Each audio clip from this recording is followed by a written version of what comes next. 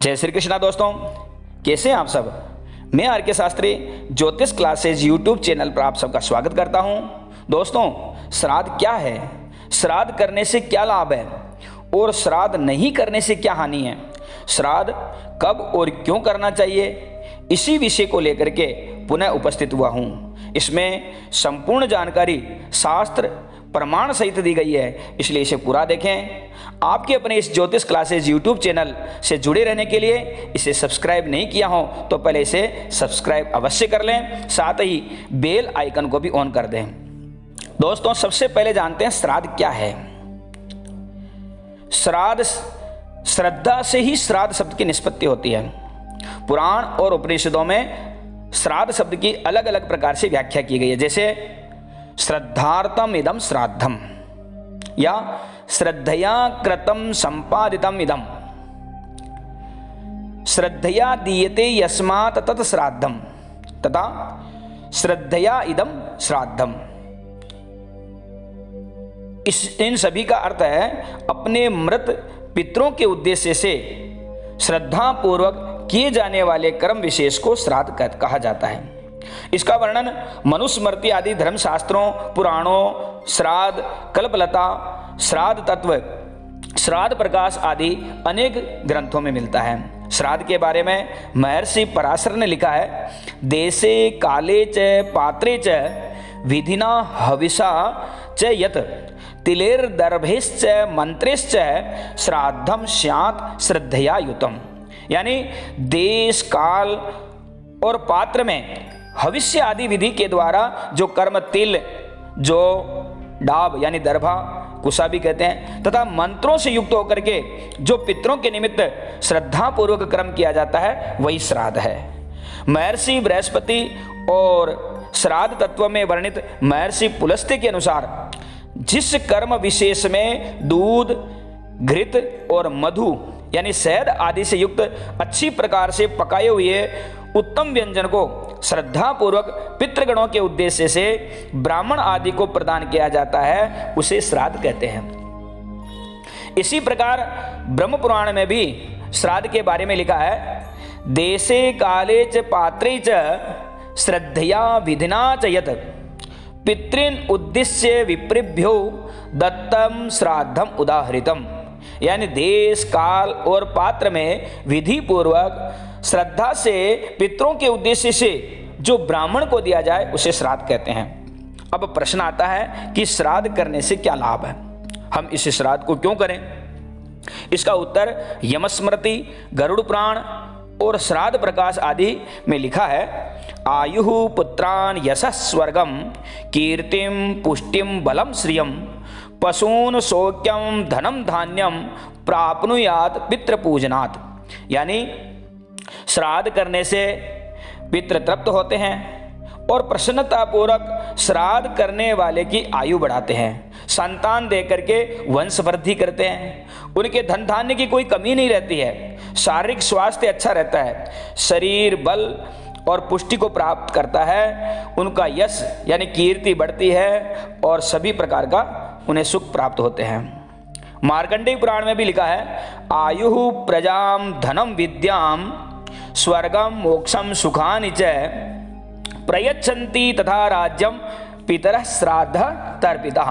यानी कि श्राद्ध से संतुष्ट होकर के पितृगण श्राद्ध कर्म करने वाले को लंबी आयु देते हैं, संतान का सुख प्रदान करते हैं, धन प्रदान करते हैं, विद्या प्रदान करते हैं, राजकीय सुख प्रदान करते हैं, स्वर्ग और मोक्ष प्रदान करते हैं। कूर्म पुराण में लिखा है, जो प्राणी विधि पूर्वक शांत मन होकर के श्राद्ध करते हैं वे सभी पापों से रहित होकर के मुक्ति को प्राप्त होते हैं और फिर संसार चक्र में नहीं आते हैं।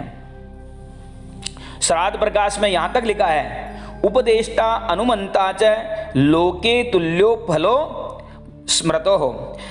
अर्थात जो श्राद्ध करता है, जो इसकी विधि को जानते हैं और उपदेष्टा यानी कि श्राद्ध करने का उपदेश देता है या सलाह देता है, और अनुमंता यानी कि अनुमोदन करता है, इन सबको श्राद्ध का पुण्य फल मिल जाता है। इसलिए प्राणी को अपने पितृगणों की तृप्ति और संतुष्टि और अपने स्वयं के कल्याण के लिए भी श्राद्ध अवश्य करना चाहिए। अब प्रश्न आता है कि यदि श्राद्ध नहीं करें तो क्या हानि है?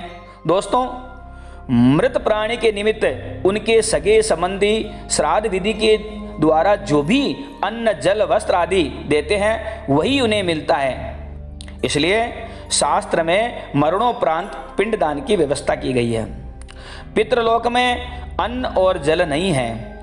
यदि सगे संबंधी भी अन्न और जल पितरों के निमित्त नहीं देते हैं तो भूख और प्यास से वहां बहुत ही भयंकर दुख उठाते हैं। आश्विन मास में पितृ पक्ष में पितरों को ये आशा रहती है कि हमारे पुत्र पौत्र आदि हमें अन्न जल से संतुष्ट करेंगे। यही आशा लेकर के वे पितृलोक में से पृथ्वीलोक पर आते हैं। लेकिन जो पितृ पक्ष में अपने पितरों की तिथि पर श्राद्ध, तर्पण आदि नहीं करते हैं, उनके पितृ दुखी होकर के, निराश होकर के, श्राप दे करके भूखे प्यासे ही पितृलोक को लौट जाते हैं। तथा विवश होकर के श्राद्ध नहीं करने वाले अपने सगे संबंधियों का रक्त चूसने लगते हैं। ब्रह्म पुराण में लिखा है इसका, श्राद्धम न कुरुते मोहात तस्य रक्तम पिबन्ति ते। जो श्राद्ध नहीं करते हैं विवश होकर के उनका रक्त चूसते हैं। श्राद्ध नहीं करने वालों को पितृ श्राप भी देते हैं। नागर खंड में लिखा है, पितृस्तस्य श्रापम दत्वा प्रयान्ति च। पितृलोक जो है उनको शाप दे करके वहां से चले जाते हैं। तो दोस्तों, सुमंतु और हारित स्मृति में लिखा है, श्राद्ध नहीं करने वाले को जीवन में कई कष्टों का सामना करना पड़ता है। उस परिवार में पुत्र उत्पन्न नहीं होता, वंश वृद्धि रुक जाती है, घर में कोई स्वस्थ नहीं रहता, घर में निरंतर कलह का वातावरण रहता है, लंबी आयु नहीं होती और परिवार में कभी मंगल नहीं होता। विष्णु स्मृति में यहां तक लिखा है, श्राद्धम एतन न कुर्वाणो नरकम प्रतिपद्यते। यानी कि श्राद्ध नहीं करने वालों को मरने के बाद नरक में जाना पड़ता है। इसलिए उपनिषद में भी लिखा है, देव पितृ कार्याभ्याम न प्रमदितव्यम न प्रमदितव्यम। यह 33 उपनिषद में लिखा है। यानी कि देवता और पितरों के कार्यों में मनुष्य को कदापि प्रमाद नहीं करना चाहिए, आलस्य नहीं करना चाहिए, अवश्य करना चाहिए। यह कार्य अवश्य ही करना चाहिए। इसलिए दोस्तों, सभी से निवेदन है कि श्राद्ध पक्ष में अपने पितरों के निमित्त उनकी तिथि पर या तिथि की जानकारी नहीं हो तो अमावस्या के दिन श्राद्ध और पितृतर्पण अवश्य करें। शास्त्रों में इस क्रम से बढ़कर के कोई भी क्रम नहीं बताया गया है। महर्षि सुमंतु ने भी इस तथ्य की पुष्टि की है। उन्होंने लिखा है, श्राद्धात परम नान्य श्रेयस्करम उदाहरितम। यानी इस जगत में श्राद्ध से श्रेयस्कर कोई भी कल्याणप्रद कर्म नहीं है। और आगे भी लिखा उन्होंने, तस्मात् सर्व प्रयत्नेन श्राद्धम कुर्याद विचक्षण है। इसलिए बुद्धिमान मनुष्य को प्रयत्न पूर्वक श्राद्ध अवश्य करना चाहिए। दोस्तों, आप सभी के पितृगण आप सभी पर प्रसन्न हो तथा उनके आशीर्वाद से आप सभी का कल्याण हो, ऐसी मेरी शुभकामना है। जानते हैं अगले वीडियो में श्राद्ध की संक्षिप्त विधि के साथ में श्राद्ध से जुड़ी हुई आवश्यक बातें। जानकारी अच्छी लगी हो तो लाइक और शेयर अवश्य करें। मन में कोई शंका हो तो कमेंट बॉक्स में जाकर के अवश्य लिखें, उत्तर देने का पूर्ण प्रयास करूंगा। धन्यवाद। जय श्री कृष्ण।